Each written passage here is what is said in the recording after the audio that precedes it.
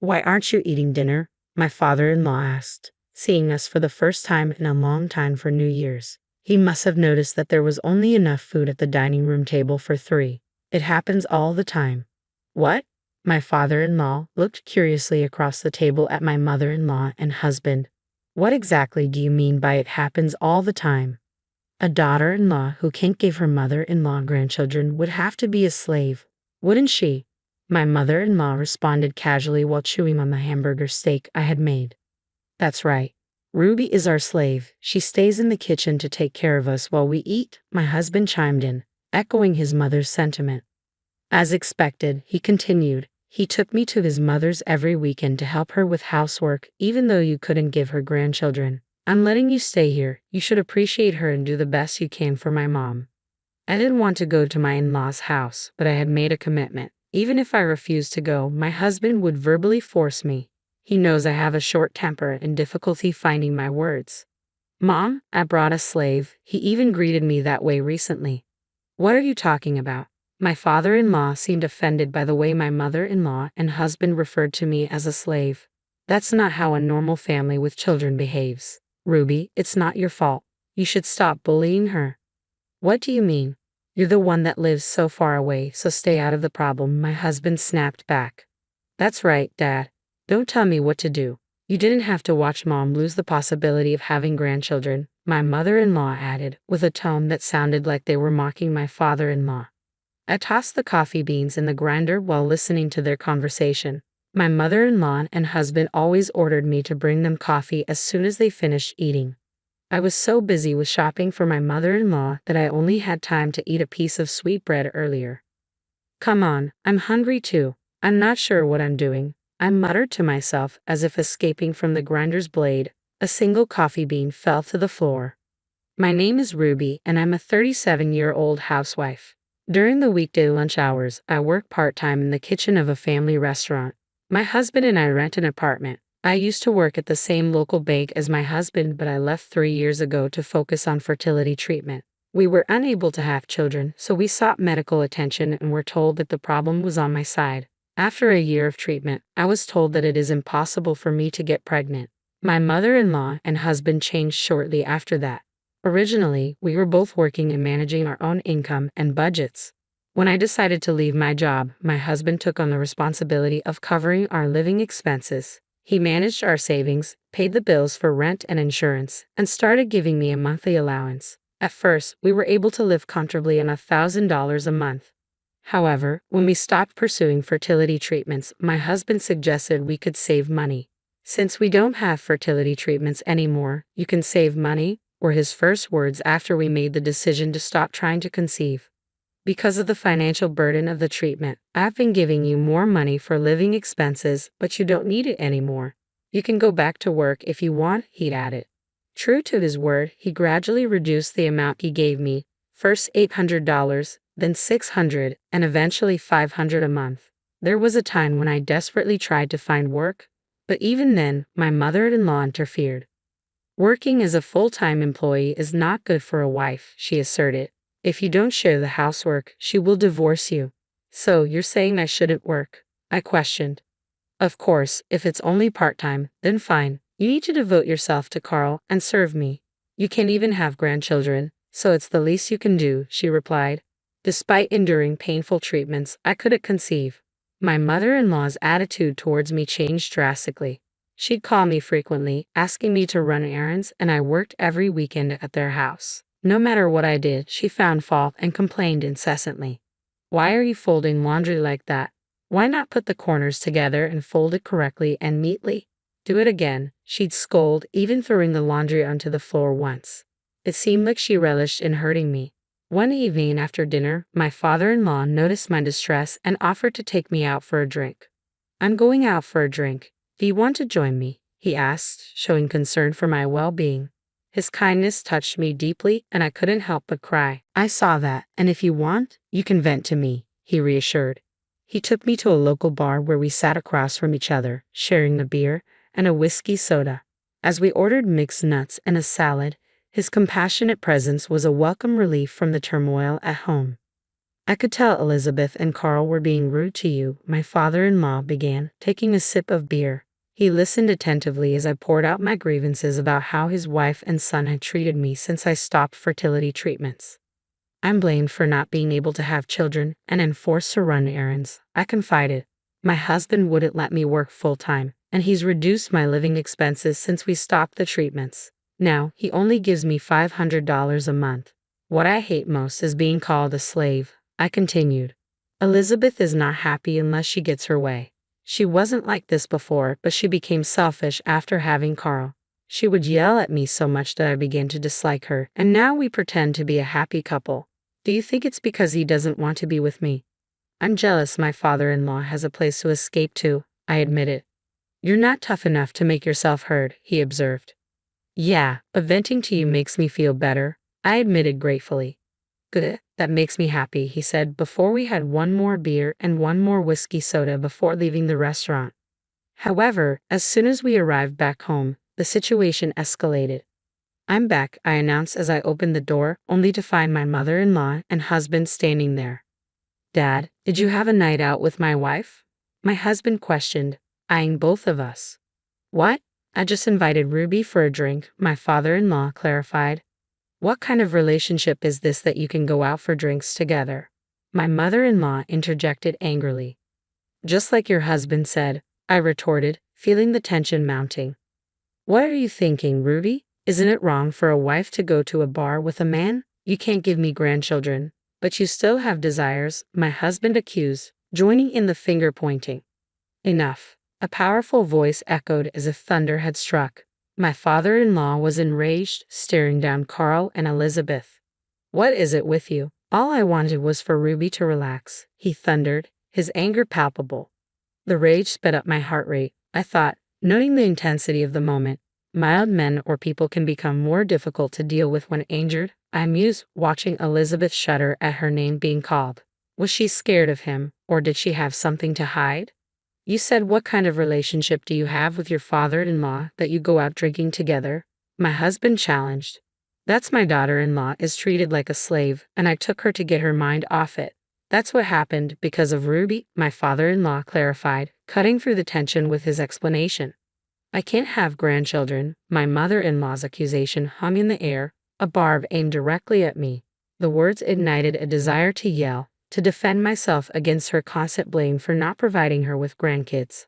How can you say that when you hate children? I wanted to retort, but I bit my tongue. Yet even in my silence, I couldn't shake the urge to challenge her unfair judgment.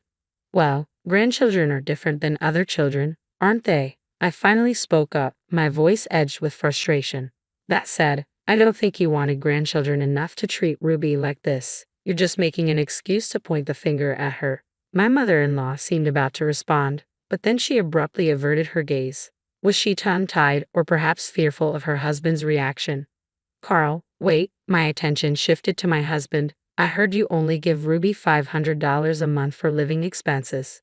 Do you keep the rest of your salary? I probed, unable to ignore the discrepancy. No, I pay rent and insurance, he countered, but his evasive response left room for doubt. As the silence stretched, he seemed unable to conjure a convincing explanation. I came here to discuss our future. Let's get right to it, my father-in-law intervened, leading us to the living room. What do you mean discuss our future? Just sit down, my mother-in-law commanded, her tone imperious. Make some coffee first, Ruby, she ordered, her words laced with condescension. But my father-in-law's sharp rebuke cut through the air. Don't tell her what to do. I complied silently, sensing the tension crackling around me. As the coffee brewed, my father-in-law resumed speaking, his tone authoritative. I'll be retired in a few years after my current assignment ends. I won't be living with you anymore. The revelation left my husband and mother-in-law stunned. What do you mean? They both protested in unison. We've been masquerading as a couple for years, so we no longer need to live together, my father-in-law explained calmly. I'll live where I want, and you can stay here. But my mother-in-law's panic was palpable. That's fine, but I changed my mind after you accused me of being unfaithful earlier, she protested, rising from her seat. I'm selling the house, Elizabeth. I'll leave you nowhere to live. Her announcement sent shockwaves through the room. Why don't you just get a place to live? My father-in-law suggested. But her response was desperate.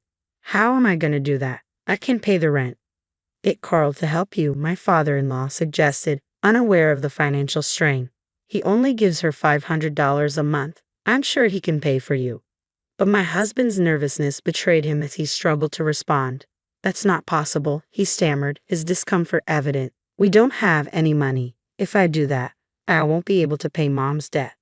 The revelation hung in the air, casting a shadow over the room. You just mentioned debt, didn't you? My father-in-law's tone turned grave. Explain. I didn't mean what I said. I said explain. My father-in-law's voice thundered through the room, his anger palpable. My mother-in-law dissolved into tears at the sound of his fury, but his rage remained unabated. Mom owes me $50,000. I'm her co-signer, my husband confessed, his expression resigned. Around the time we stopped fertility treatment, Mom made an investment. She made some money at first, but then the stock market crashed, he admitted, his voice tinged with regret. You mean you lost money in the stock market and went into debt? I interjected, incredulous at the revelation. I used family funds. At the time, we were betting on stocks that were supposed to go up, but eventually we ended up in debt. Now, I'm paying it with my salary and Mom's repaying it by working part-time at a supermarket, my husband explained, his tone heavy with the weight of their financial burden. The news caught me off guard. I had never heard anything about stocks or debt. My mother-in-law had lost a significant amount of money in the stock market and had borrowed to compensate for it when I stopped fertility treatment. She must have tried to repay the debt by investing in stocks that were expected to rise. But as they struggled with repayment, those stocks failed to yield returns. Maybe. I couldn't help but voice my thoughts. That's also when you and Carl began treating me like a slave. Ruby, what are you trying to say? Were you just taking it out on me? My mother-in-law challenged, her voice strained. The slave treatment started around the time I stopped fertility treatments. I doubt it's because she wanted a grandchild so badly. But the simple answer is that she was taking it out on me because that was satisfying, I countered, the bitterness evident in my tone. As expected, my mother-in-law remained silent, her guilt hanging heavy in the air. And Carl used the money that he took out of my monthly expenses to pay off his debts. He could save money because there's no fertility treatment. He didn't give me less money for some strange, unknown reason. He just needed the money to repay his mom's debt, I concluded, the pieces of the puzzle falling into place. You stupid idiot. Finally, my father-in-law erupted, his frustration boiling over. Even if it's family money, it's money. I worked for and saved for you, only for you to invest it in stocks without consulting me. To top it all off, you lost it all. What the hell kind of money are you spending?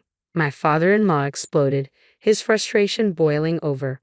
With those words, he abruptly left the room, as if struck by a sudden realization. We all followed him, wondering what he was up to. What are you doing? My husband questioned as we trailed behind him. Show me Elizabeth's stuff. I'll check what she's buying, my father-in-law demanded, his tone sharp.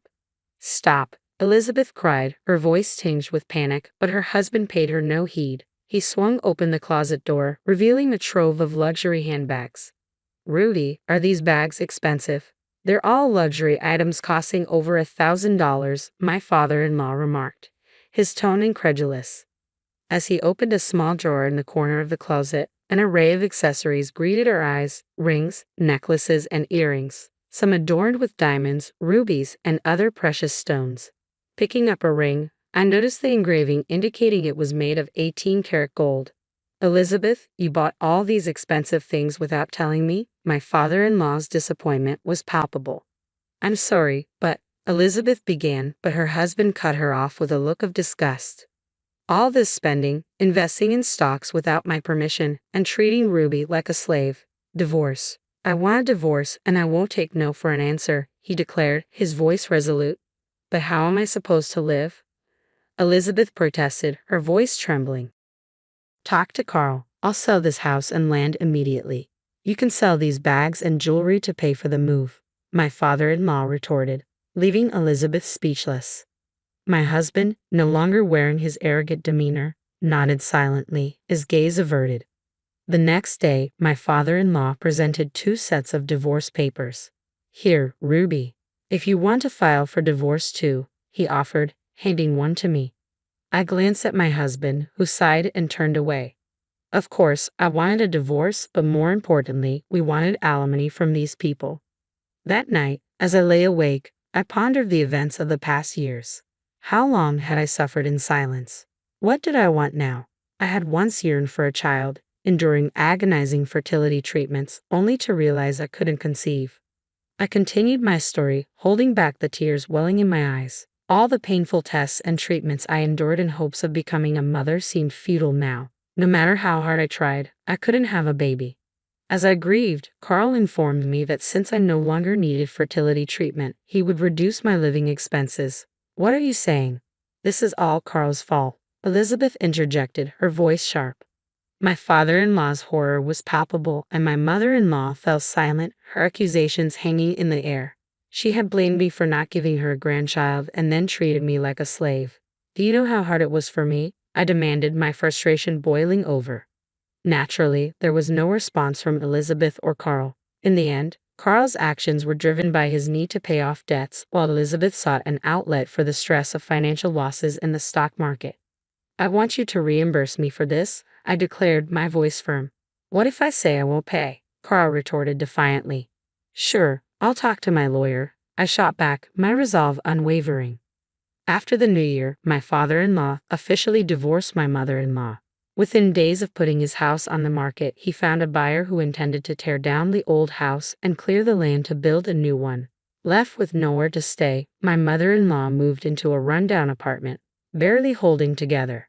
She now resides with my ex-husband, struggling to make ends meet while paying off their debts and alimony to me, a financial burden I'm sure weighs heavily on them.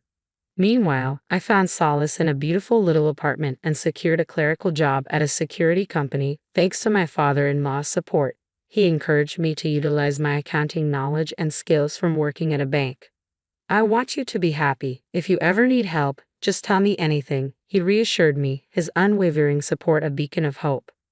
With my father-in-law by my side, I embarked on this new chapter, determined to shine on my own. As I dressed for my first day of work, I made a promise to myself to embrace this fresh start and forge my path to happiness.